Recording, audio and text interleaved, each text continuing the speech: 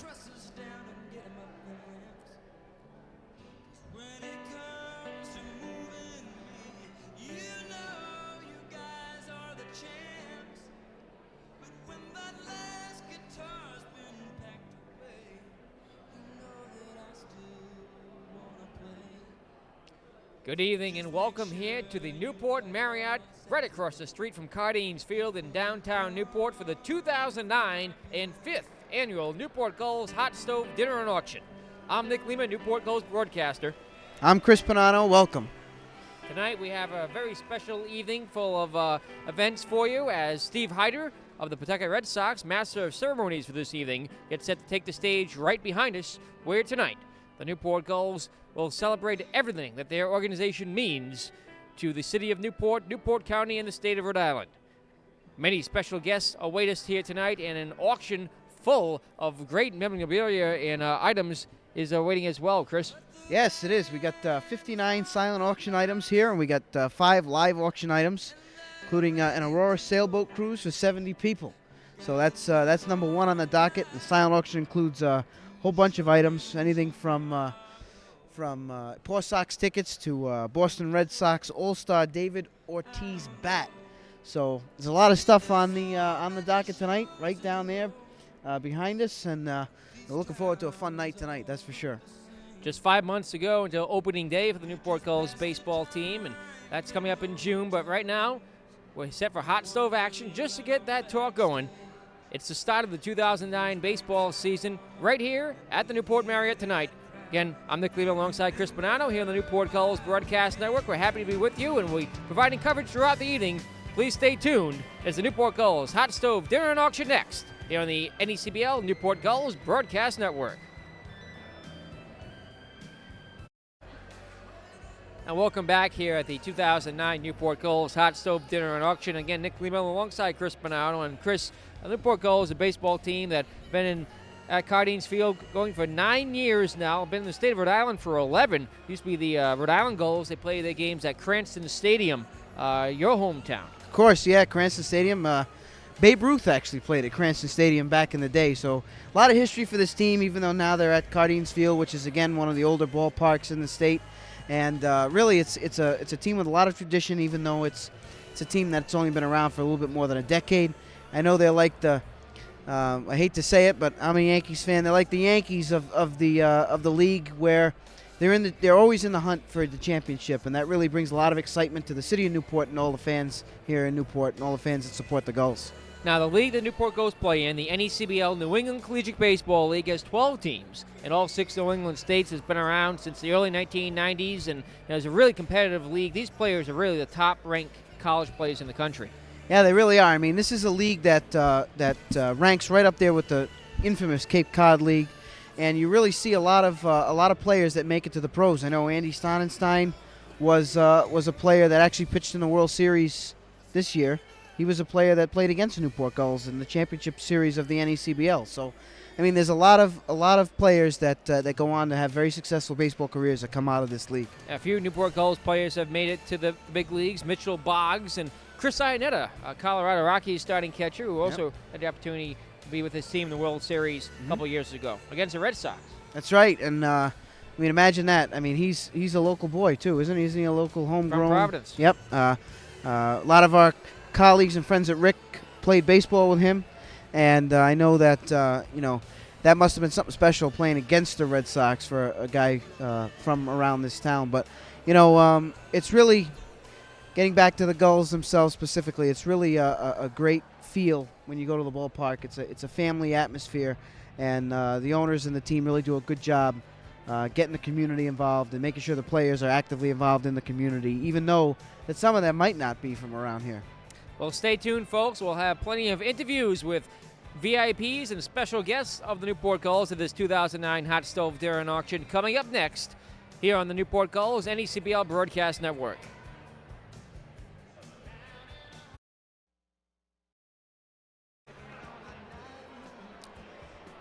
Hello and welcome back to the Newport Gulls Hot Stove Dinner and Auction. Nick Lehman and Chris Bonanno now joined by our first interviewee of this evening, Scott Virgilak, the Newport Gulls pitching coach. Coach, welcome back. Thanks, guys. Good to see you. So what brings you back to the Newport Gulls for another year on Mike Coombs' coaching staff? First of all, it's home for me. I'm a Rhode Island guy, and not only is it home, but it's the best summer gig, going around. And the chance to work with Coach Coombs again, and to work for Chuck and Chris Patsos. They're great people, and every summer it's a blast. So. You know anything about your staff coming up next year? Not too much. I really haven't. I've checked them out a little bit, but I'll definitely follow them this spring. See how they do. I know we have a few returning guys: Steven Peterson, Chad Arnold, Jeff Brown. So I'll know those guys. But the newer guys, I really haven't, looked and seen what they've done so far. But it's really this spring that matters the most, to see what roles they're in, see how they do. But I'll definitely be following them this spring. Mike Melillo, another player that's slated to come back as well. Stephen Peterson will be entering his third season with the Newport Gulls. This will be your fourth, though. He's been there almost as long as you have. He's made some great contributions. Stephen's here tonight. I don't know if you guys have talked to him yet, but we were just joking around. He, he transferred to University of Rhode Island, so he has to sit out this year. So he's been here 3 years. He could actually come back for a fourth year, which I don't know if that's ever been done in any CBL history. Someone playing, let alone 4 years in the league, but 4 years, for one team. So we'll see what happens. Do you see his role changing at all from what it was last year? I know last year he said he split some time from the bullpen in the starting rotation, as a lefty. Do you see his role changing, remaining the same, being more consistent? How do you see him fitting into the team this year? Yeah, Steve, he definitely, it's funny, we were just talking to him about it with Coach Coombs. He really came into his own at the end of last year. He had a big start against Pittsfield.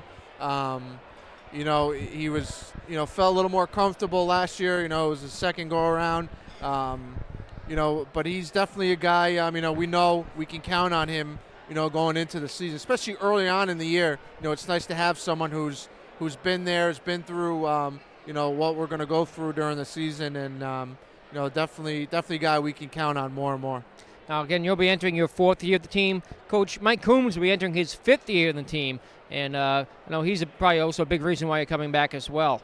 Yeah, definitely. He's couldn't ask for a better guy to work for from a coaching standpoint, and I know the players really like playing for him, and he's a perfect summer coach, because he's laid back. He lets the guys do their thing, but he also has his teaching points and will lay into guys if they're not doing what they need to be. So it's definitely it's a good fit, and we have fun working together. Now, outside of the Newport Gulls, you're an assistant coach at Rhode Island College. What's going on there? We just started our practice this week, so we're getting in the full swing of things. It's good. It's always around this time. I know baseball's right around the corner, so we started practice last week. We'll be down in Florida first week of March and start our season. All right, Coach, thank you for joining us. We'll see you again this summer. All right, thanks, guys. And we're back in a moment.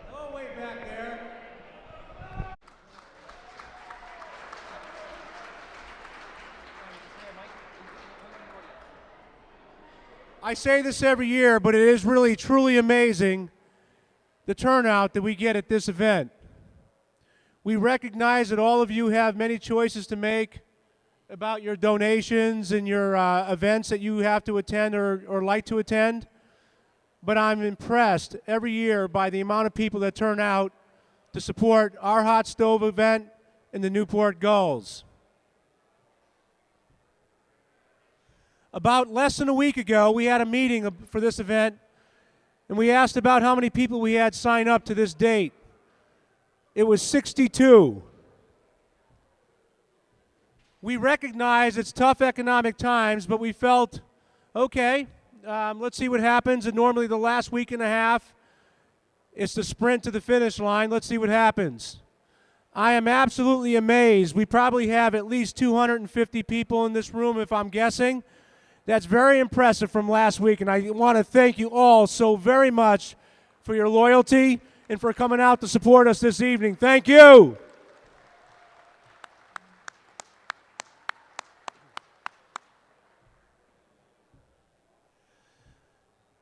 The first thing I'd like to do is I'd like to take just a moment to tell you about this quick little documentary that was done on the Newport Gulls this last season. In 2008, Cox Communications followed our team around from day one and filmed approximately 150 hours of film to be aired on Cox Communication on March 6th on Cable Channel 3, so you all can watch that. What they did is they tried to combine it into 1 hour. It's going to be an hour documentary, and we are going to premiere that event on Thursday, March 5th at the Jane Pickens Theater. So if you'd like to attend that premiere and get a look at that documentary before it's aired on the 6th, please stop by, perhaps up here to see Nick Lima's crew, and sign up and we'll send you an invitation. It's an invitation-only event. We're excited about that, but we're going to give you a little clip of that so you can get an idea of what this event or this documentary is about. Let's see if we can get that going, please.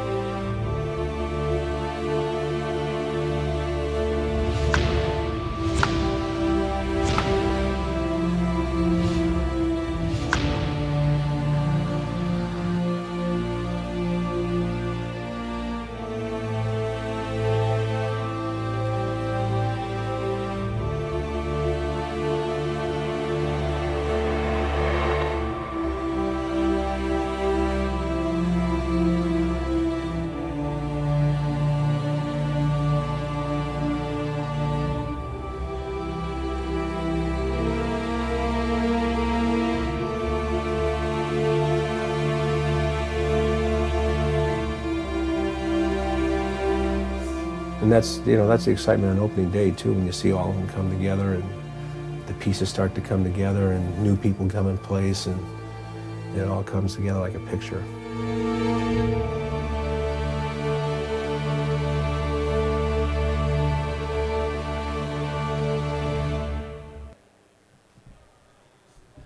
That is an absolute tease, folks.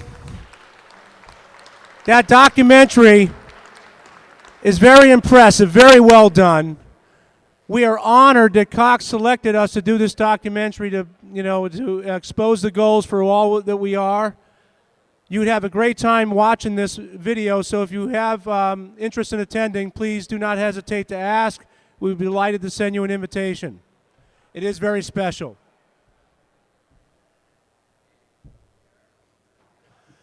I'd like to now thank our Hot Stove staff, the staff that puts this together every year. I'm very impressed again in how it always comes out. I can't thank them enough. It's always the same people who do work during the season, who also do work for the Gulls on their own time. I'll mention some names, and I'm sure I'll forget somebody, but I'd like to thank everybody for this special event. Of course, we'll start with Janice Sullivan,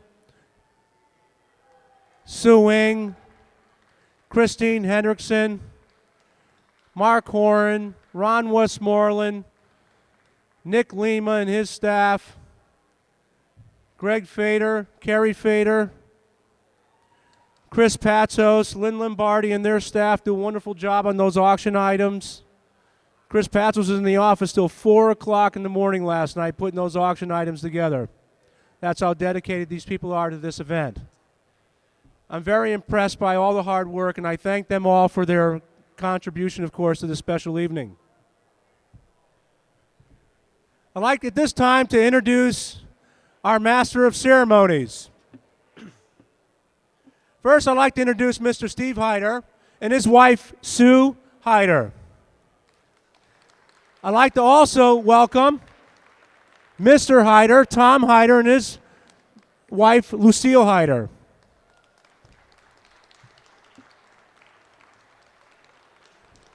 I was joking with Steve a little earlier.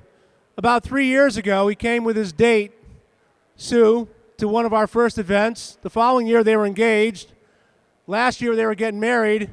Now I think they're on their lasted honeymoon. Thank you very much. Congratulations. Our Master of Ceremonies. He graduated from Rogers High School. He's a native Newporter. He's in his 6th season as the voice of the Pawtucket Red Sox. He had his nationwide owned station and radio show, The Steve Hyder Show. He was the voice of the Syracuse Sky Chiefs. They were the AAA affiliate of the Toronto Blue Jays in 1997 and through 1999. He was nominated and elected in 2006 and 2007 as Rhode Island Sportscaster of the Year. He is our Master of Ceremonies and our hometown boy, Mr. Steve Hyder. Let's give him all a big welcome, folks.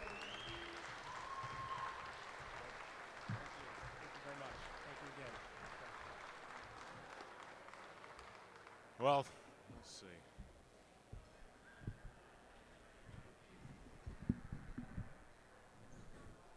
How's that? Can you hear me?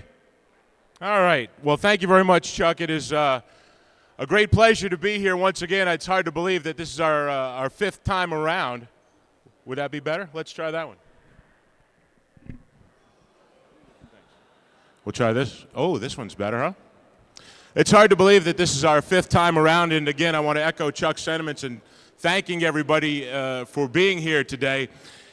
It's kind of funny, in a week where Manny Ramirez turned down $25 million from the Los Angeles Dodgers, in a week where Alex Rodriguez was tied in and, busted and tied together with steroid use in his MVP year of 2003, we're here to celebrate baseball at its grassroots, the way it really is. I want you to kind of just close your eyes for a second and imagine a beautiful hot summer night and you're across the street over at Cardines Field. You can smell that grass.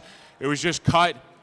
The sun's beating down on you. The sound of the ball and bat. It's magical, and that's why we're all here together, because we all share that common love of baseball. There are some folks that we want to acknowledge and welcome. So if you would be kind enough to join me in welcoming Mike Combs. Mike was the manager, or a field manager, for the Gulls in 05, 6, 7, and 8, and he will return for the 2009 season. Mike's done just about everything you can do in this league. The 2005 NECBL champ, 2006 NECBL regular season win record, 32.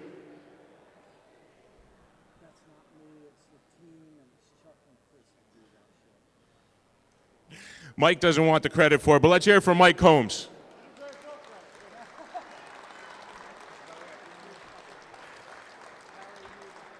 (2002), the field manager, retired Navy officer and the founder of the United States Military All-Star Baseball, now in its 19th season. Let's say hi to Terry Alvord.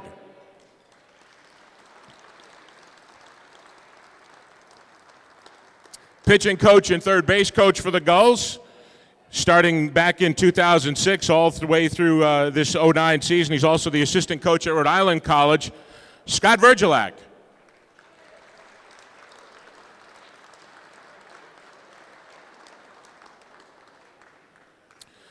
Some friends of ours that we would like to acknowledge and welcome. We were thrilled when these guys came back from Ireland last year, and I am told that they are here once again. Killian, Colin, and Andy, they flew in from Dublin last night. Boy, are their arms tired. Welcome home, guys. Where are you? Great to have you back. Also here, a member of the 2007, 2008, and we look forward to seeing him out on the field again in 2009 playing for the Gulls along with his family. Let's say hi to Stephen Peterson.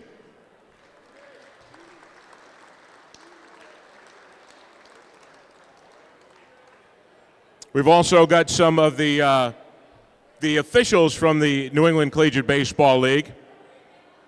The treasurer, I don't know if he's here yet. I haven't seen him yet tonight, but Harry Yang. The secretary, Rich Rossiter. And also here, our commissioner, and he will come up and say a few words. Let's have a nice Newport welcome for Mario Tiani.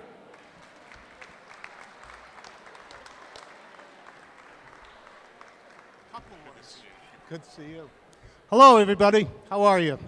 I can't believe this is 5 years running. I've been down here for this great event for 5 years. I told Chuck I'm just going to say hello. You folks here in Newport are the greatest fans. You've got a tremendous organization. Come out and see Gull baseball this summer. It's great baseball. Have a good time. Thank you, Mario, for the job that you do as commissioner of this league.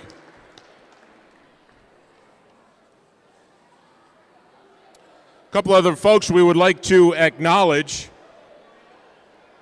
Two of the most important folks, biggest fans of the Gulls, and a great reason, part of their success. Let's say hi to Noreen Drexel and Donald Christ.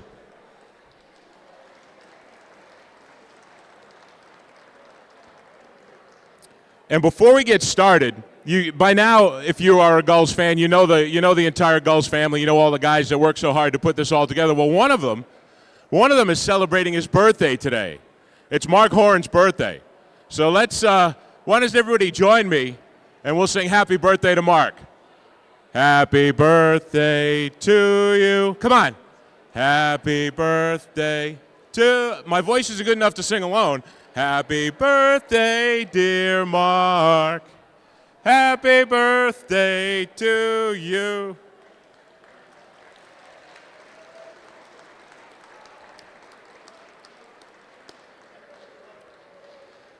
Now, I would love to stand up here and tell you about what a great baseball player I was as a kid, but unfortunately, there are too many people here who remember seeing me play baseball as a kid, and I probably rank as one of the worst. But we are very fortunate tonight to have one of the very best ever to come from Aquidneck Island. This is very, very exciting for me, and it ought to be very, very exciting for all of you as I introduce this very special guest. He's not only one of our own, son of Ron Westmoreland, one of the guys who makes this all possible, but he was drafted in the 5th round by the Boston Red Sox. And you know, given the Red Sox track record and the people that they have drafted over the last several years under the new ownership, that they don't make mistakes. They gave this young man a very nice bonus. They wanted him. They lured him away from Vanderbilt University. And why not? 2-time state player of the year. In 15 at-bats, in limited playing time, in 15 at-bats in the Dominican Republic, he got 10 hits. He was 10 for 15. His first at-bat against the Yankees, he hit a home run. He is projected as a guy who can fill a role similar to that of Jacoby Ellsbury. Speed, power, and just a great young guy. He's rated the 5th best prospect in the Red Sox organization. Let's have a huge welcome for Ryan Westmoreland.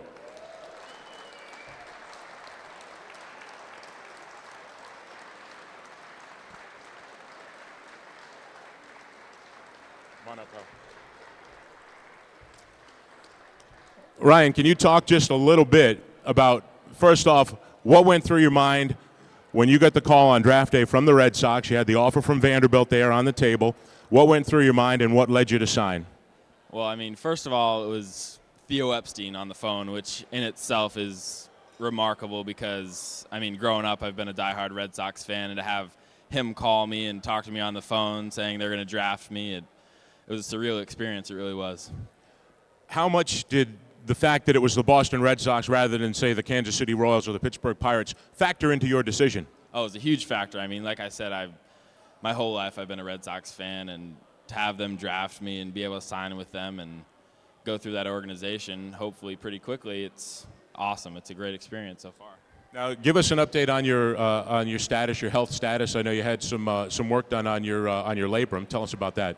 Yeah, I had shoulder surgery on November 20th, and rehab's going well. I'm a few weeks ahead of schedule, and hopefully I'll be 100% in early to mid-June.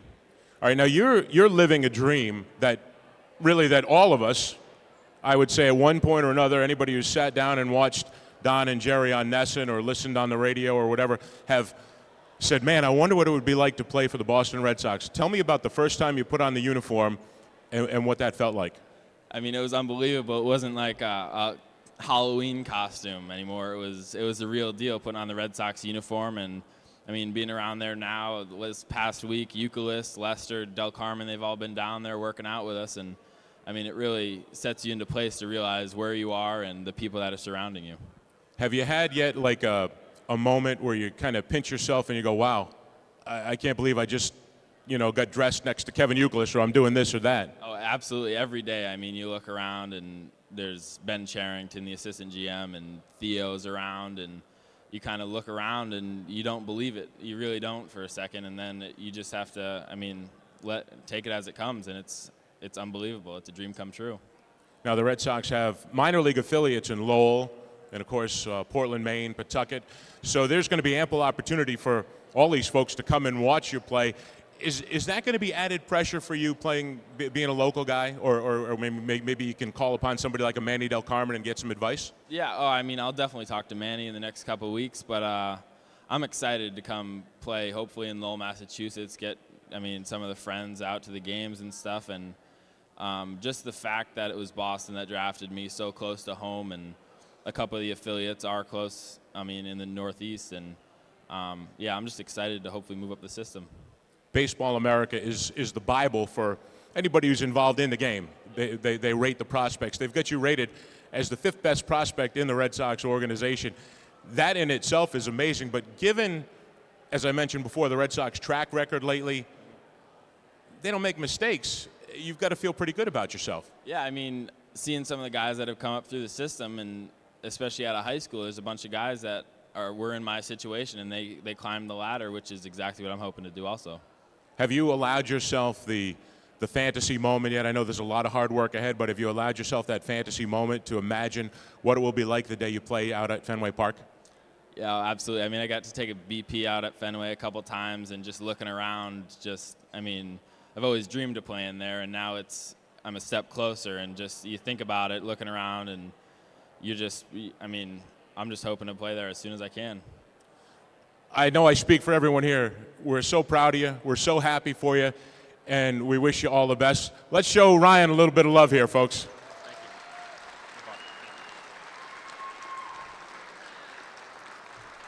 From my own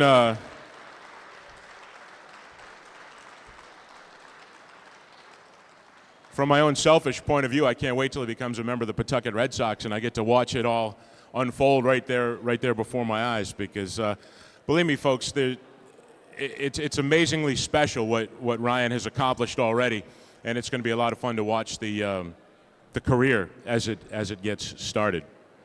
I just want to let you know that after the auction, after the video presentation, Ryan will be signing autographs over by the big screen at the back of the room. So if you'd like to get Ryan's autograph, he is a member of the Red Sox organization. All right. I think we're ready to begin the auction, correct? All right. All right, now, folks, I need your undivided attention, please, because we've got some really great prizes for you, some really great stuff that has been donated.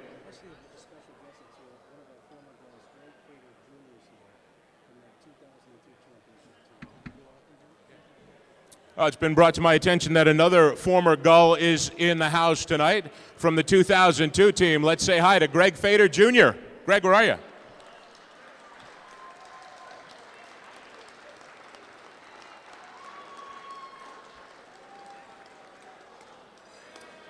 All right, now, our first item up for bids. This is a good one. It's an Aurora sailboat cruise for 70 people. It's an hour-and-a-half cruise from Ocean Cliff Resort. And, I'd have a hard time finding 69 friends, but I know some of you probably have a lot of friends. Well, why don't we start the bidding at $300. And let's look around, and if anybody can, if you see someone raise their hand, please point it out to me. We'll start the bidding. It's an Aurora sailboat cruise, an hour and a half from Ocean Cliff Resort. We'll start the bidding at $300. Oh, right in front of me. Boy, I am blind. I have 300. How about 350? We've got $300. Looking for 350. 350 over there. Thank you very much. How about 400? We've got 350 looking for 4. We've got 350. And we are looking for $400. This is a great prize. 350. Do we hear 400? Looking for 400. 400. Thank you. 400. Going for 450. 450. Thank you very much. $450. How about 500? We're looking for $500.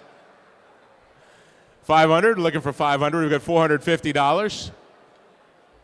Just think, beautiful summer night out there in Narragansett Bay. Be perfect. You have to go on the night that there's no Gulls game. Is that a $500 bid? Thank you, sir.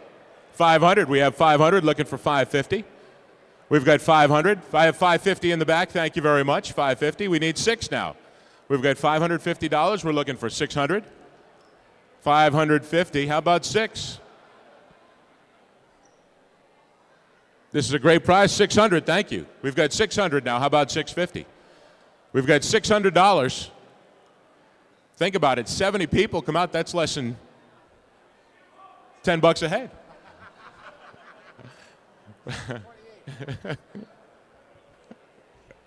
We got 600.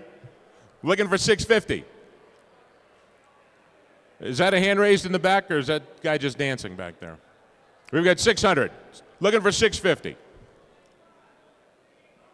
All right, 600. 600 going once. 600 going twice. Sold. Thank you very much. Great bargain for you, sir. Thank you, Chuck.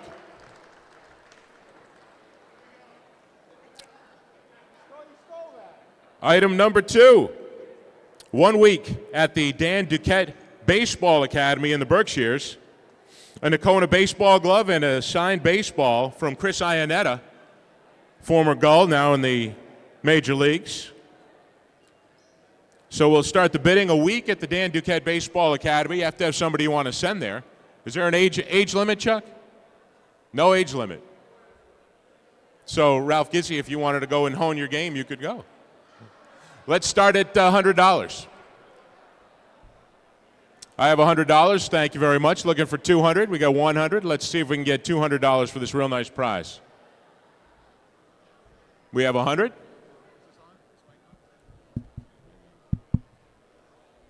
Boo. Is it on? Yeah. You're on. Yeah, this is up in the Berkshires, a baseball academy. 1 week with Dan Duquette. They have great coaches up there. They have the U.S. military all-stars up there this summer. It's a Nakona glove included for your son or daughter, and it's a wonderful prize. It's you should really, if you have kids and a son or a daughter who loves baseball or softball, they also have basketball camp up there as well. I've been up there. It's a beautiful facility, and they do very, very, very good instruction. So if you want your son or daughter to get better, this is a good opportunity to get something for them that they really enjoy, and plus it gets them out of the house for the week. So you're all set, okay? Thank you. All right, let's hear it. What do we have? We've got $100. How about 2? Looking for $200. All right, we got $200. Thank you, Harry. 200. Looking for 3. We got 200. We got 200. I got 300. Thank you very much. 300. Looking for 4. We've got $300. Looking for 4. 400. Looking for 400. We've got 3. How about it? A bit of $400 for this? You get a chance to send your youngster to the Dan Duquette Baseball Academy in the Berkshires. Baseball glove, a ball signed by Chris Iannetta, former Gull, now in the big leagues. We got a $300 bid. $300 going once. $300 going twice. Sold. Thank you, Jay.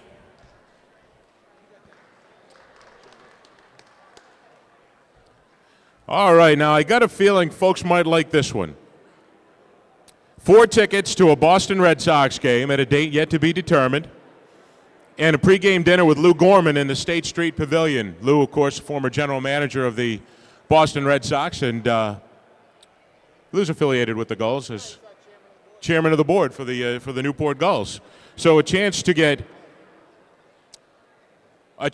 go to Fenway Park, 4 tickets, and dinner before the game with Lou in the State Street Pavilion. We'll start the bidding at $200. And who's going to start the bidding? All right, we've got $200. Thank you. Looking for 3. We've got $200. You know how tough it is to get tickets to Fenway Park, folks, and I bet you these will be good seats. Very good. They must have shut me off. It's a pretty good move. You want to use this one? Yeah. Yeah, these seats, Harry got this last year. Harry Yang got this, and he said it was a great, great night. Lou Gorman spent the entire evening with them before dinner. He didn't just come by and say hello and move on. He actually sat there and told a bunch of stories for about an hour before dinner, and he was very, very fun to be around. He has so much knowledge of the game of baseball that it's just. I've sat with the guy a couple of times. He's really, really engaging, and he's so insightful into the game that it's a privilege to hear the knowledge that he has about the game of baseball. Plus, you get to see the Red Sox, and you can't get tickets, so it's a really, really fun night out. All right, now we've got 200. Let's hear it. We have looking for 3. We got 300. Thank you. 300 looking for 4. We've got $300. You get 4 seats to Fenway Park. Dinner before the game with Lou Gorman. We got 300 looking for 4. 400. Thank you, Harry. 400 looking for $500 now. We got $400. We have 500. Where are we? Thank you. We got $500 in the back. Thank you very much. Looking for 6 now. 6. We've got 600. Thank you. 600 looking for 7. We've got $600 looking for 700. 600 looking for 7. We've got 600.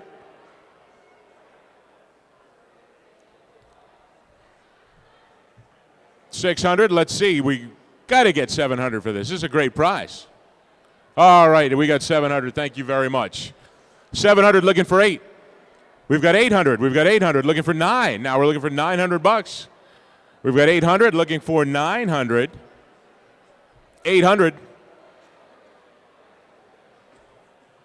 What do you say, folks? Be nice to go to Fenway, wouldn't it? 800 looking for 9. We've got 900. Thank you. Very nice. Let's see if we can get it up to an even 1,000. We've got 900 looking for $1,000. All right, $1,000. We got a $1,000 bid for this terrific prize. Dinner at the State Street Pavilion at Fenway Park. 4 tickets to a game. We've got $1,000. How about 1,100? We've got 1,000. How about 1,100? 1,000. Looking for 1,100. 1,000 going once. 1,000 going twice. Sold. Thank you, guys. Very nice.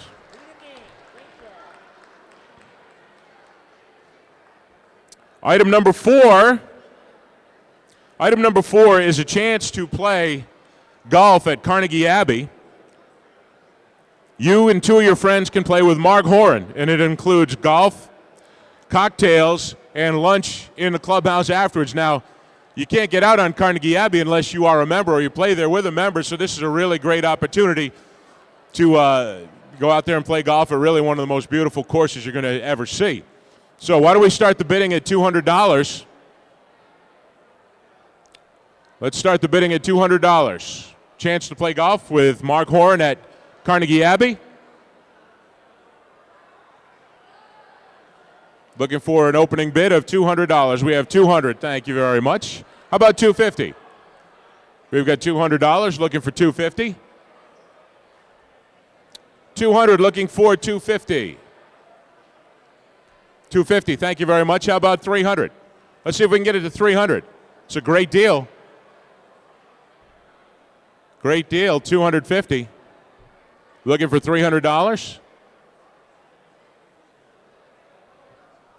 As I said, it includes drinks and lunch. Thank you. $300 over there in the back. We've got 300 looking for 350. Lunch, drinks, and Golf with Mark out at Carnegie Abbey. Looking for 350. We've got 300 looking for 350. 350, thank you. Thank you, Jack. 350, let's see if we can get it to 4. 350, how about 400? We've got 350, and we are looking for $400 for this great golf outing at Carnegie Abbey. 400, thank you.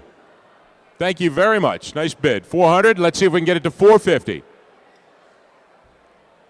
$400 to play golf out at the Abbey with Mark, and chance to eat and drink and shoot a really high score. We've got 400. How about 450? Anybody? All right, we've got 400 going once. 400 going twice. Sold. Could our successful bidder please raise their hand? Right on the back there. Now we have one more. One more live auction item to bid. We'll remind you too, folks, that the silent auction items will be up there until 9:30. So you might want to check your bids there to see how you've made out with that. But let's do this last live item for you. And this is kind of a dream come true if you've always fancied yourself as a baseball player. Batting practice for 4 people prior to a Newport Gulls game at Cardines. You'll get a bat and a baseball bat signed by Chris Iannetta, and a hat, and a $50 gift certificate to the Brick Alley Pub. So batting practice for 4 people at Cardines, the gift certificate to Brick Alley, and the memorabilia signed by former Gull Chris Iannetta. So we'll start the bidding for this great prize at $200. Think how much fun. Think of what a hit you'll be with your kids if you tell them, hey guys, you're going to go take batting practice at Cardines tonight with the Gulls. Let's start at $200. Looking for an opening bid of $200, folks.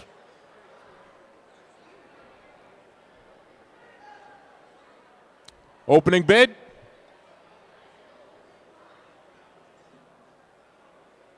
All right, we have the opening bid of $200. Thank you very much. Looking for $250. We've got $200. Got $200 looking for $250.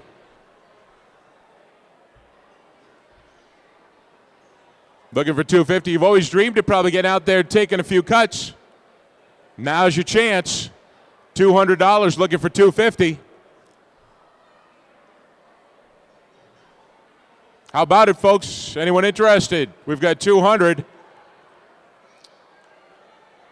$200 going once. $200 going twice. Sold. Thank you. Thank you very much. Folks, once again, let me remind you that the silent auction items will be available to you for another 40 minutes. So you might want to go check your bids. I'll remind you also that opening day is on June 5th, so it's not too far away. We want to thank everybody for showing up. Don't forget, Ryan Westmoreland will be signing autographs back there. And as we wrap up the live auction portion of tonight's program, we'll direct your attention to the large video screens for a look back at the 2008 season.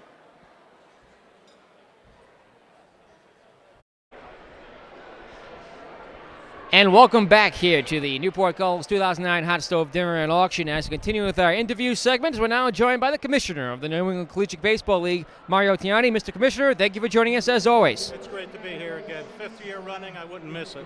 Now, Mr. Commissioner, we've had a lot of changes here in the offseason in the NCBL, even more so than last year when we spoke at the same event, as a couple of teams have swapped places. It's always interesting. It's always very busy in the off season. Most people don't realize, from our standpoint, and even the teams, it's the busiest part of the season. Once the season starts at the beginning of June, that's fun. But we get all the work done right now. We have had some change. The Torrington Twisters are no longer the Torrington Twisters. They're now called the New Bedford Bay Sox. We also have a new president of the league, a name that a lot of people should be familiar with. My predecessor, Kevin McIlvain, has come back to the New England Collegiate Baseball League as our president.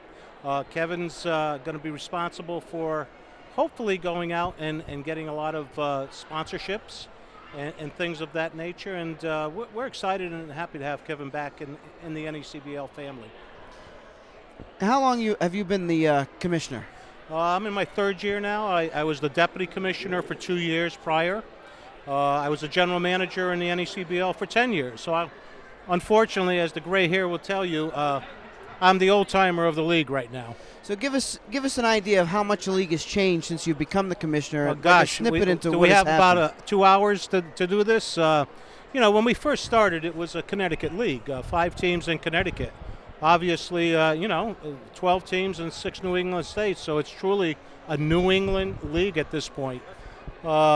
Just to give you an example, in the recruiting, I remember when I was a general manager in year 1, we broke up the state of Connecticut into 5 different geographic areas, and that's where we recruited our players from. It was basically all New England. And it stayed that way for the first 3 years, and then when we decided we wanted to go with attempting to get sanctioned by the NCAA and Major League Baseball, they told us, hey guys, you want to go on to that show, you got to open up your recruiting. And that's when we changed the rules as far as the recruiting end of it, and that's when our league really started to take off.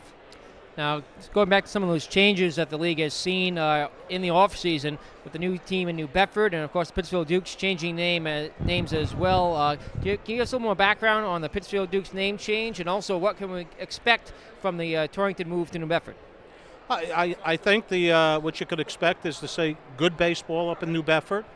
I think they're committed to putting a team that's going to be very competitive. Pittsfield, you're going to see a lot of the same. Pittsfield had a great season last year. Got into the playoffs for the first time ever. I would expect Pittsfield to be right up there battling again. We also have a realignment this year. We did some switching around, and we went from a north-south to an east-west type of divisional.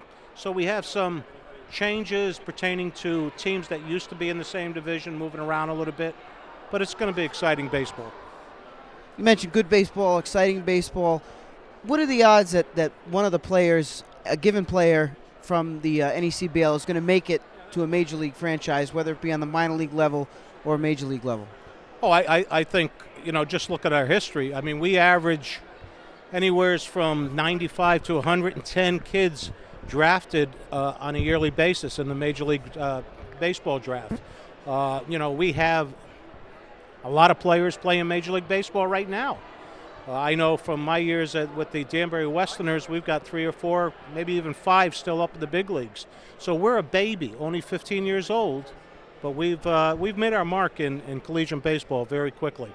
You mentioned the realignment of the NECBL as far as divisions are concerned, as teams like the Newport Gulls will be playing some franchises more often than they have in the past with this east-west alignment. Sanford, Lowell now moving into the Eastern Division along with Newport and New Bedford in Manchester as well, whereas Danbury and North Adams and Pittsfield will be joining Keene, Vermont, and Holyoke in the Western Division. What went into the factors of determining that new line? Well, geographic location and travel. I mean, that comes into play tremendously. We're trying to reconfigure the dynamics of the league so we could try to cut down on some traveling, make it a little bit easier. I mean, we're a mirror image of minor league baseball. We have all aspects of minor league baseball. You get on a bus, you travel 4.5 hours, you play 9 innings, you get back on that bus, another 4.5 hours to get home, then you get up in the morning and do the same thing all over again. So we're trying to cut that back a little bit especially from an expense standpoint. With the way the money problems of the country right now. So we're trying to do our part and to help that also. We're going to see some new rivalries develop out of that, and a lot of the old ones will still be there. A lot of times I tell people, I'm doing some work for the New England Collegiate Baseball League. People always ask, is that the Cape Cod League? What is the main difference between the NECBL and the Cape Cod League, and how does it affect the ball players? Well, once again, you're asking a guy that's been around for a long time. In my view, in my eyes, I don't see any difference any longer. We both have two quality leagues. The Cape Cod League is a great league. The NECBL is a great league. They wish us well, we wish them well, and then we go beat on each other's trying to recruit players. So I think, you've got two outstanding leagues. They happen to be located in New England, and that says a lot for this area. Mario Tiani, the commissioner of the New England Collegiate Baseball League, thank you very much for joining us, and we look forward to seeing you again this summer. I'll be down in Newport. You can bet on it. And we'll be back in a moment with more interviews next, right here with our special coverage of the Newport Gulls 2009 Hot Stove Dinner and Auction here on the NECBL Newport Gulls Broadcast Network. Chris Bonanno alongside Nick Limo. We're here with Richard Rossiter, the secretary of the NECBL. Welcome, Mr. Rossiter, to our set here. Thank you. It's my pleasure. Glad to have you with us today. Break us down for the audience what your job entails as secretary of the NECBL. Well, I go to the meetings every month, the board of directors meetings, and I take the minutes as any secretary would do. But another thing that I do that's very important is I've sort of become the league historian. I've been there from the beginning, and I have archives. I keep everything. Each year, teams give me programs, yearbooks, schedules, photographs, and I keep that in my home as part of the archive for the league. As a matter of fact, one of these days I'm going to have to build an addition to my house. I have so much stuff now. Each year we've seen this league grow and expand and change, and we saw a lot of changes this year. We just spoke to the commissioner a few moments ago about some of those changes. Did you take any role as the secretary of the league and an executive officer of the league and seeing those changes coming about and making sure there's going to be a smooth transition for those new teams or new relocated No, teams? not as much as I used to. I'm the secretary. I've always been the secretary since 1994, but years ago I was also the vice president and the deputy commissioner. And back then, I headed the committee for expansion, so I had much more of a role back then. But now, as just as the secretary, no, I really not involved that much in that part of it. What do you see as some of the biggest stumbling blocks for the league? We've talked so much about the successes of the league. What do you see as some of the problems that you're going to have to work through over the next season and beyond? The biggest problem, I think, is probably the problem the whole country is involved in now, and that's the economy. It's become more and more expensive every year to run a team. It's back when the league started in 1994. It was still pretty expensive, but not that bad. But now with busing, now we're all over New England. The price of gasoline for getting renting a bus to go to a game is become almost prohibitive. So I'd say the number one thing we have now is just raising. Each team has to raise a lot of money to get these teams going and get the games on. Now, you mentioned the economy. Ticket prices for the majority of NACBL teams are very low, probably Yes. the lowest you'll find for this level of play. That tends to draw big crowds, particularly to ballparks like Keene or Vermont or Cardines Field and Newport. So those big attendances certainly help the bottom line for the operation of the more successful franchises. What do the smaller franchises in this league have to do to continue to survive? Well, that's a very good question. It's really tough for them. They do pretty much what the other teams do, but sometimes it's just the demographics of the city, the town that they're in. There's maybe not that much interest in the team, and you have a core group of fans, and it's very difficult to get that to raise up the amount of people that are interested in the team. But they have fundraisers, they have sponsors. Each of our teams works really, really hard. And it's just that some towns are just much more involved with the team than others. That's just the way it goes. Do you think in these economic times that more people will turn to cheaper baseball like the NECBL and stop going to the $15 ticket AAA games or the $200 ticket Major League games? Speaking for myself, I love baseball in general, but if I go to one Major League game a year, that's about it now, and I just love going to and even if I wasn't involved with the league, I would definitely be going to see some of our games for that very reason. It's inexpensive, and it's so much more fun, and the best part is how close you can get to the players. That's something you can't do at a AAA game or a Major League game. You're half a mile away, but here you're right there with the players. You get to meet them, talk with them, shake their hand. I think that's really the best part of it. You mentioned off camera a few moments ago that you were also a graphic designer. And Right. You designed some of the logos for the NECBL teams, including the Newport Gulls. Correct. What's that like, and how closely do you work with teams? Well, that's do so? actually what got me involved in the league in the first place. Back in 1994, there was a team in Fairfield, Connecticut, my hometown, and they were looking for volunteers. I volunteered to design their logo. It was a dream of mine to design a logo for a sports team, and that's how I got involved. And then went to a meeting, and have been, an officer in the league ever since. But I pride myself in the fact, I don't pride myself, I pride the league, the fact that we have major and minor league quality logos for all our teams, and uniforms too. I mean, we're second to none in summer leagues in this country when it comes to that. And one of the things I'm most proud of is that I'm Gully's father. You know how Darth Vader said he was Luke's father? Well, I'm Gully's father. I designed, Gully and the Newport logo. And that's probably one of the things I'm most proud of in my association with the league. What other teams have you designed a logo for? Well, currently, I'm going to do this off the top of my head. The Danbury Westerners, the Manchester Silkworms. Let me see. I knew this was. You're going to get me on this. That's two. Now, like a team like the Silkworms. That's an interesting sort of mascot that they have. Did you have any role in choosing the name, or they just said we're the Silkworms and that's it? They had chosen the name, the Silkworms, and I was kind of trying to talk them out of it. I thought it maybe was a little juvenile. Maybe they should be the Silkies or something like that. But I said, you know what? This is what they want to call the team, and who am I to tell them what to call a team? Manchester is famous for the silk industry, and it's turned out to be a wonderful name. I mean, it's a catchy name. How could you forget that name? Yeah. No, you're right about that. Yeah. So, well, we thank you for joining us here on the Newport Gulls Broadcast Network. I'm Chris Bonanno, Nick Lima. We thank Secretary Rossiter. We'll be back in a little bit. And we're here now with Representative Peter Martin in District 75 in Newport. Representative Martin has been a Newport Gulls volunteer for 6 years now and recently elected to the Rhode Island State House. First, Representative, welcome here, and congratulations on your election. Thanks, Nick. This is a lot of fun, huh? This Gulls event, this is probably the fifth one I've been to, and this is a great night in the middle of the winter. And good to see you guys out in the middle of the winter when we're should be sitting home in the cold, but this is a great event. Thank you. What led you to run for office and eventually win the seat in District 75 in Newport? Well, I'm retired, and I was sitting at home, and a lot of things going on in the world that I don't particularly like, and I thought it'd be a lot better to run for office and maybe be in a position to do something about it than to be sitting home or sitting in the coffee shops every day and complaining. So I've run, and as you know, you're up there to see me in action. It was a lot of fun to introduce you to the House of Representatives.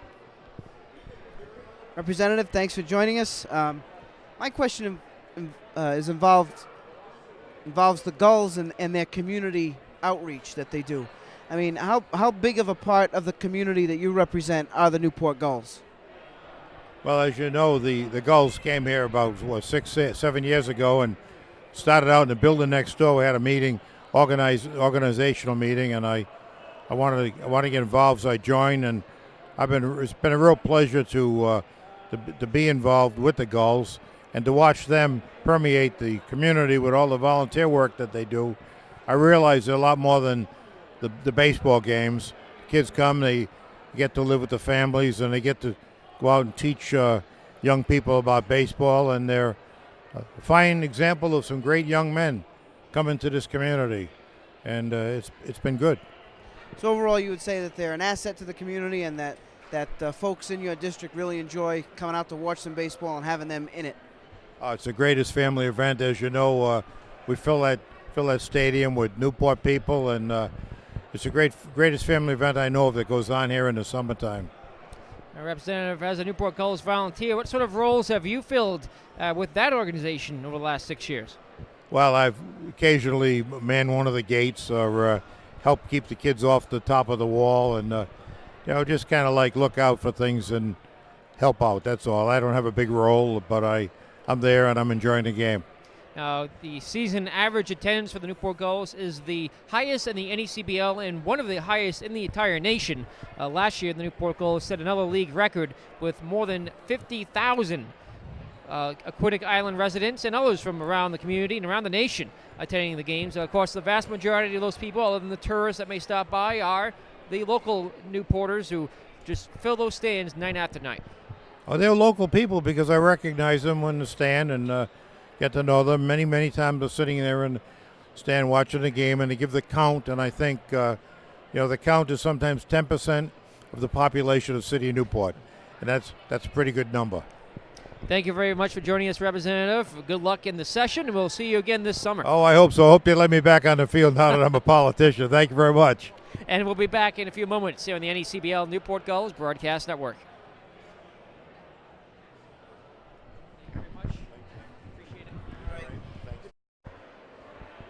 Welcome back to the 5th annual Newport Gulls Hotstove Dinner 2009. Joined now by manager Mike Coombs, who's going to be returning for his 4th season? 5th season. Wow. So what is that like coming back 5 years in a row to Newport? Awesome. The people here have just embraced me. Walked in tonight, and it's just like family. Outstanding. The people here just love their baseball. Quality people in town that love to give to the game. And that's what I love about coming back here, because I know they're genuine about everything they do and how much they want Gull baseball to be a part of Newport. And each and every year I've come back, it's gotten stronger. And the people have just opened their arms and hugged me and loved me, and it's great. It's truly a family. Last year, I know you celebrated your 100th win as Gulls manager. Tell us a little bit about that experience. Well, that whole experience is just so unique in the fact that Gull baseball, you don't find that happening in summer baseball. You usually find that happening in Division I, Division II, NCAA, or pro ball or whatever. But here they make them count. They look up to you. They go, hey, this is our 100th win. This is your 100th win. But I attribute that to you guys, to Chuck and Chris, to Ronnie and Mark, to Greg Fader, all the establishment that have made this possible. I'm on for the ride. They get you the horses run. You're there, and they got to give to somebody to the wins, and I get the wins, but it's the organization and what they have done and accomplished here in town. It just, looking out here tonight and seeing what they've done and the people that show up and come here and support Gull baseball. You don't find this in any other summer. I mean, it's just, you can go to the Cape, you can go to the Alaskan League, you can go to the Valley League, you can go to Texas, do whatever you want to do. But when you look at this family of baseball, it's outstanding. And everybody here in this place needs to know that they got 100 wins, not just Mike Coombs. Nick Lima's got 100 wins. My Lima man, he's been there. He's been on the bus. He's done the trips. He's paid his dues. He's put up with the junk. He knows, and he's paid his dues too. So it's just not Mike Coombs getting 100 wins. It's everybody getting 100 wins. Now, Mike, this will be your 5th season with the Newport Gulls. I still have a year on you. It'll be my 6th season with the Newport Gulls as we get set for the summer, just a couple months away. And looking at that preliminary roster at this point, barring any injuries or barring the Major League Baseball draft that's pending, got some players coming back for next year's team. Chad Arnold, Steven Peterson coming back for a 3rd season. We talked to him earlier tonight. Mike Melillo on the roster right now as well. You look forward to working with some of those players again next season? Oh, yes. Petey is just an outstanding young man, has gotten stronger every year and become a pitcher. He's just not a thrower. When he first came here, he was a thrower. He's developed into a pitcher. He thinks, he knows, he calls a great game in himself. He works well with the catching staff. Mike Melillo, he's like another coach out there. Sometimes he almost gets a little too excited. Got to reel him in a little bit. Mikey, you're the catcher. You got the respect of your pitching staff. and go with it, because I don't have to call pitches for Mike Melillo. Mike Melillo knows how to call a game. He throws well, swings a bat from both sides of the dish, knows how to handle situations. He's a field general. He has a respect of his colleagues, and you can't ask for that in anybody. But Mike comes in and performs. The stage is Melillo, and Mikey is there every day. And this coach, this is what I need to do. When I walk out to the mound to talk to the pitcher, Mike's in my ear. Skip, I think he's done. Skip, I think he's still good to go. And he's right on. So I value his input and what he does, and what a quality young man he is. Of course, I knew his dad. His dad, when I coached at Florida Southern, played at Eckerd. So I was coaching when his dad was playing. So, good kid, comes around, throws the ball. His dad was a heck of a player too. Another player slated to come back, Jeff Brown. He had some trouble at the beginning of last summer out of the bullpen, but then really turning around. Second half of the month of July, became a solid starter when the Newport Gulls needed a starter in the rotation, and now he's slated to come back and develop more with the Newport Gulls next summer. I truly hope Jeff comes back. I hope he comes back and he steps up to what he did last year. Because when he first came in here, as the kids would say, he sucked. He was not, he didn't do anything for us. In fact, I think he was a liability. I stuck him in the back end. I put him in the middle. I put him in mop. And the kid kept battling back. Finally, I sat down with him. I said, Jeff, you're not where we need you to be. If you're going to step up for this club, do it now, or forever hold your peace, because right now you're not doing anything for this club. We got Pittsfield coming up. They're stacked with left-handers. What can you do? And he showed us what he did that one night. That one night was almost the best played game I've ever seen in Newport, when we shut down and we won the championship against Pittsfield that night. He threw the ball better than any pitcher, I think, other than Danny Otero in the 05 season. Danny, and you got some pitchers back in those times, Muldowney and Nardozzi.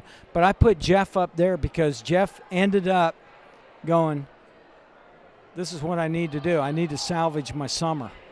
His summer was bad. And then he got himself together. Then from there on out, he was just lights out. I mean, just awesome. I gave Jeff the ball and said, Jeff, here you go. This is you, dude. And I wish we could have gotten to Jeff again against Sanford, because I think he would have nailed it for us, but didn't happen. But Jeff coming back, that'll be a plus. Now, Coach, like we mentioned a couple times, this is your 5th year now. Tell us the difference between, having the consistency at the top of a team, with Scott Virgilak, your assistant coach. How much easier is it to develop a winning team when you've been here for a while, as opposed to coming in off the street? You've been coaching a while, you've got the experience no matter what, but what's the difference in staying in one location for an extended period of time? It's never easy. Every year. I mean, you can read Joe Torre's book. It's never easy any year. Joe Torre's one of my favorite managers ever, and Torre will tell you it's never easy any year. When you come in, you never know what you're going to get. We had Big Poppy come back to us this past year, and he didn't produce like we wanted him to do that. I figured, okay, he's coming back. Ryan Wiegand's going to be the stud. We're going to be okay. The middle of our order, he didn't produce like he did. You never know. You never know what you're going to get. It's kind of like that movie where Forrest Gump goes, life's like a box of cherries. You never know what you're going to get. And you never know. Bottom line is, when you get a whole new crew in, you look and see what you got. I got 2 great guys in Chris Patsos and Chuck Pava that stock the team with pretty good talent. So you look, you see what they can do, what they can't do. Verge and I move them to where we think they're going to be successful. pitchers. That could be a starter. That could be the middle. That could be the back end of the bullpen, closer, whatever. You look at your position players, and then you go from there. You get some great ideas. You look at kids. You see what they can do and can't do, and then you move them from there. But each year is completely different. You hope you're successful. I've been here 4 years now. We've made it to the finals 3 years out of the 4. Sure, I wish I could have won it all 3 years. I wish I could have won it all 4 years. But that's not baseball. That's not reality. You don't do that. To come back and win it back-to-back, Vermont did that. My hat's off. They had outstanding talent, outstanding coaching, and they did it. But to be where we are each and every year with the Gulls, that's a hat off to Chuck and Chris Patsos. Coach, you've been following some of the changes in the NECBL over the offseason. As an old nemesis, the Torrington Twisters have packed up shop and moved over to New Bedford, Massachusetts. They'll now be just about 45 minutes away from the city by the sea, as the Newport Gulls and the New Bedford Bay Sox look to start a new rivalry. That'll be outstanding. Greg Hunt and their crew over there, love those guys. We won't be seeing the Torrington T. We'll be seeing New Bedford Bay Sox. Is that the name? They'll be competitive. They'll throw a team out. Last year they weren't where they needed to be, and that happened. But injuries happen. Kids decide not to come, whatever.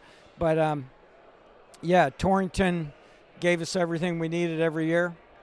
They got after us. We got after them. We had some really good head-ons with them.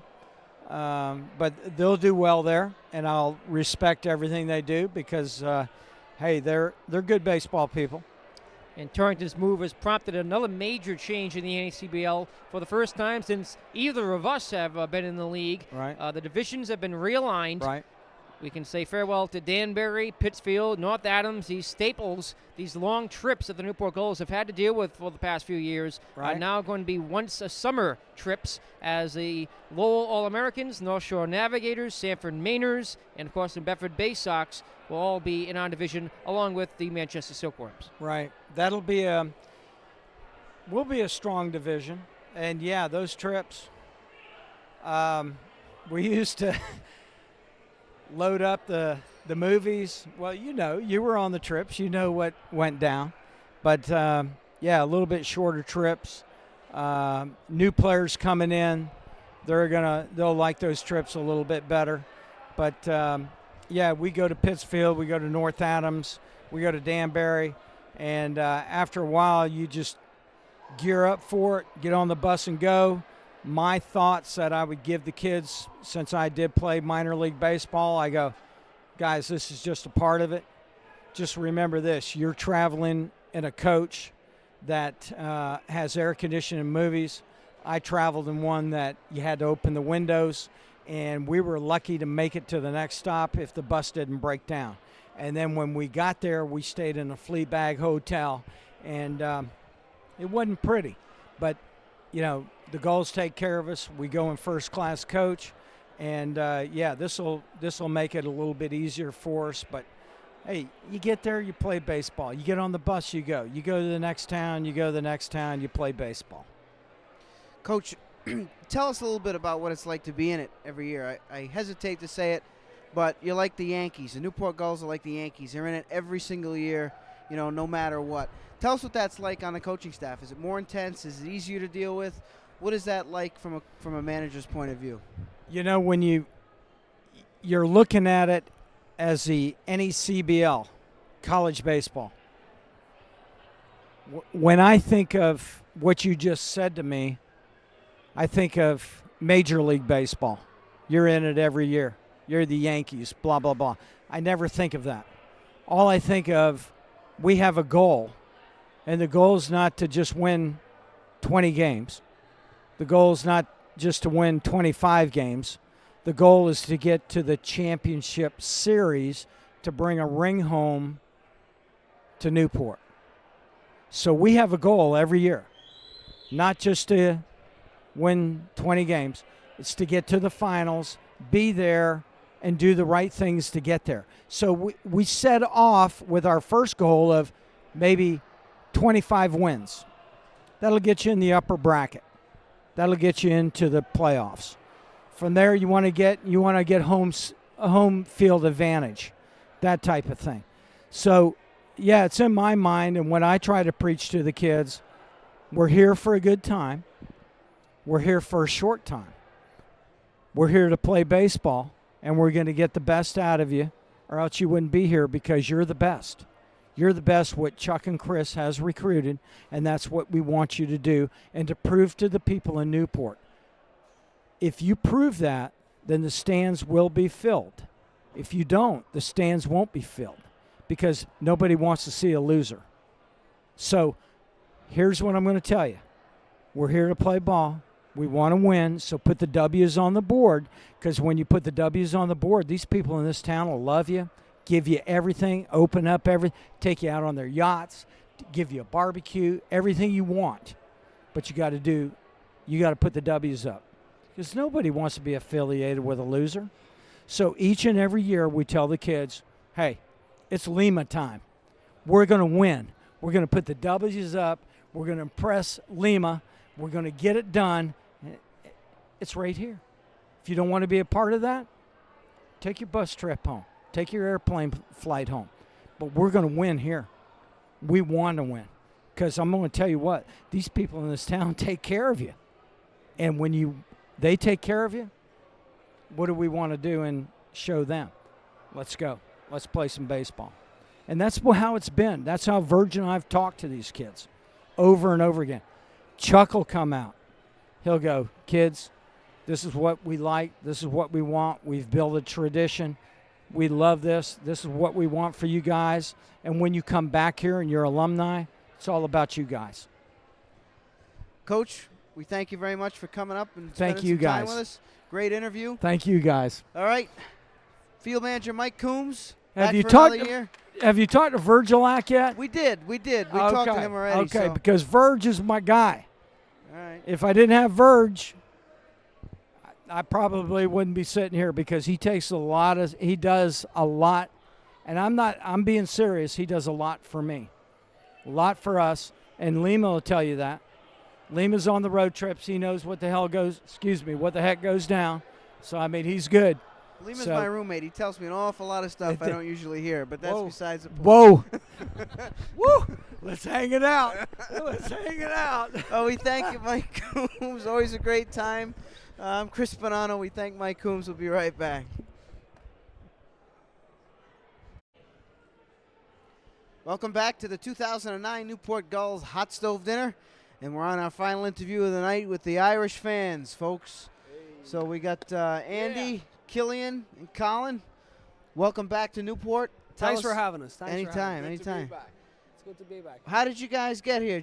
Are you sticking around, or did you just come in, or how long are you staying for? What are your travel plans? Well, I'll take this one, Chris. We flew in last night. We came in especially for the event. So myself, Killian, and Colin came in just to be here for the event and just enjoy ourselves. We're here for about a week, just meet up with a couple of people who we met through the Gulls, etc. So we're just enjoying ourselves for the next week or so.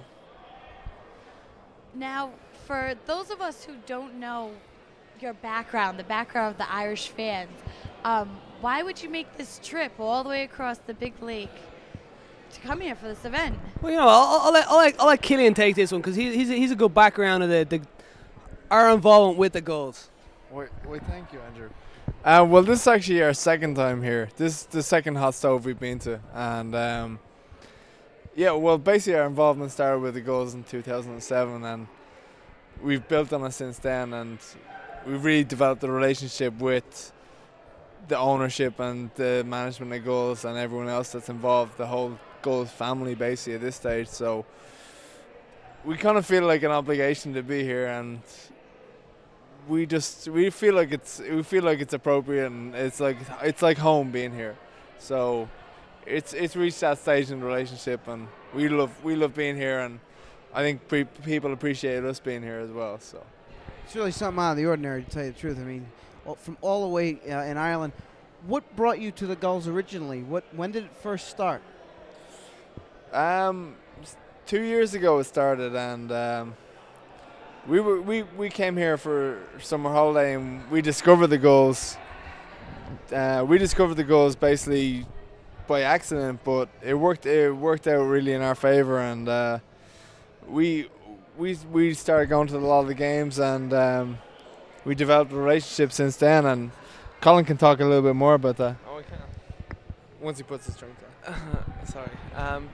Yeah, it kind of started off with us being me and a couple of people who were saying, "Oh man, you gotta go check this baseball team out. It was good fun." So we were like, myself, Killian, and a couple of the other guys were like, "Yeah, we'll go along. We'll try it out." It was something new for us, so we went along, and we didn't understand the rules at the time, but we kind of, as time went by, we started getting more familiar with the whole game, and we thought, you know what, this might be something that we could kind of latch on for this summer. So we kind of started familiarizing ourselves with the team and the players, and we got to know the whole community and the organization, and it kind of just went off from there, and it just kept going and going, and it turned into something special. Yeah, we built on it. We did. Will you be here for the upcoming season? That is an interesting question. Good question.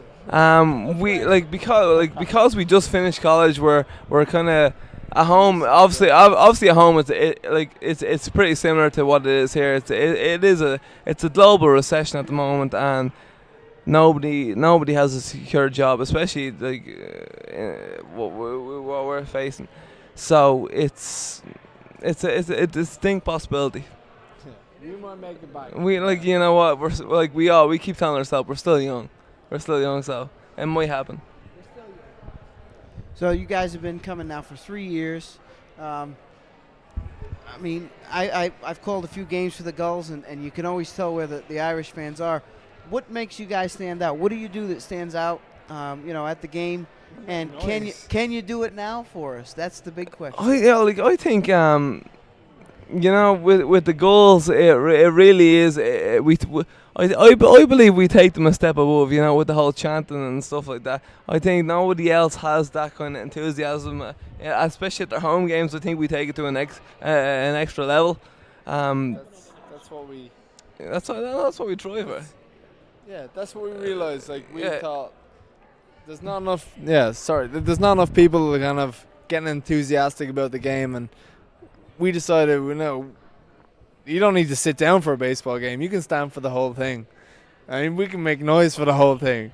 So that's what we did, and we think it worked, and the other fans definitely appreciate it. So, yeah, we had a lot of fun doing it ourselves, and we brought a lot of other people along in the process. So, it's yeah. particularly amusing when we go to away games, and the way the away fans, they're not expecting. The away fans kind of react to us. They're like, "What's going on here?" Yeah, because in the playoff games, for the playoff we went to all the away games, and suddenly the fans that had never experienced this before saw us, and I think they were a little bit shocked. But we brought a kind of a new level of enthusiasm to the game. That's great. I mean, which we liked. I can speak to that. In Newport, I mean, you can always. I know where you guys sit.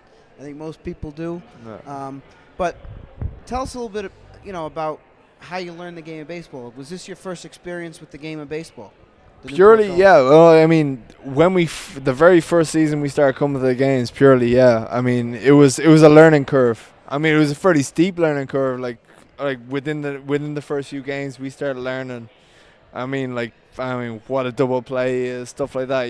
Just general sort of baseball knowledge that previously we didn't know, because there is no baseball in Ireland. I mean, it doesn't really exist. So it was a new sport, and it was a new experience for us, and it's something that we definitely sort of latched onto and associated with very quickly, and since then we haven't really turned back, and that's why we want to keep coming back, and that's why we're here 2 or 3 years later, and yeah. So, do you do any specific cheers or anything? And At a game or? We've done a few. Well, we've over the kind of the last 2 seasons we've dreamt up and thought of many different chants, different ideas, whether it be through a player's name, through something to encourage the team as a whole. We just we kind of in Ireland, no matter what sporting event anyone attends, it's always a sort of idea whereby if you go to a sporting event, you're there to support whatever team you're there to support, and you support them in whatever way you can. You shout, you chant, you cheer, and you give that team your 100% attention while they're there. And we kind of incorporated that ethos into whatever we were doing whilst we were at a Gulls game. And I mean, without that, like, it wouldn't be what it is. And I think, like, it started off being something small. I mean, it's just grown since then, and it's fantastic now that we're able to go to each game and have the reception that we do. And like the chants have grown over the time, and it's just each year we're making new chants, and they're growing, and each different player that comes along we're getting new chants. So it's fantastic, really. That's good. Now, can you give us a chant to take us out of here in this segment, or what? Put your money where your mouth is. Let's go. Make some noise. You're looking for. We couldn't disappoint, could we? We putting me. You gotta put yourself on the spot. Everywhere you go. To a general. Come on, you boys. Yeah, let's do Come On You Boys. Yeah, Come on, we're you boys. like this just like a general sort of team boost, and not any particular player. It's just a general team boost for the team boost. We all know the the players have responded to this on many occasions throughout both home games and away games. We all know what colour they wear, the whites. So we'll do it. Let's This is the go. way it went. It was This is just the way it like, goes. Come on, you boys in white. Come on, you boys in white. Come on, you boys. Come on, you boys in white. Come on, you boys in white. Come on, you boys in white. Come on, you boys. Come on, you boys in white.